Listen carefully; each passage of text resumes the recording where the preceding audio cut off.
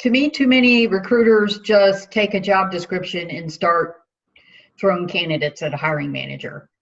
And that's not how you should do it.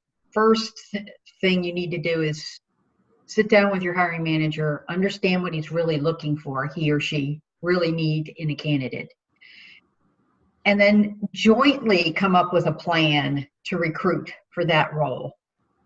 Sometimes you have to say, and I've done this with hiring managers. Okay, so I'll get a job description, and before I even get to the meeting, I'll do a LinkedIn search, putting every single one of the requirements in.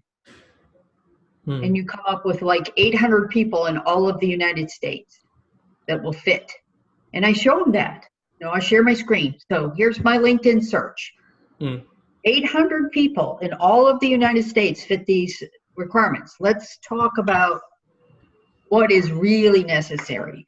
Really, the recruiters need to drive the process. They need to educate the hiring managers. They need to bring them into the process, make them not feel like you're just throwing resumes at them and then they have to do all the work. You need to take on some of the work and make them understand what it is that you're doing before you send them the resumes, that you're not just sending them whoever applies. More accountability and yes.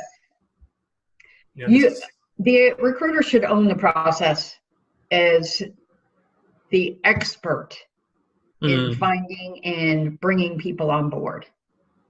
You have to educate, especially new hiring managers, you have to educate them how the process works.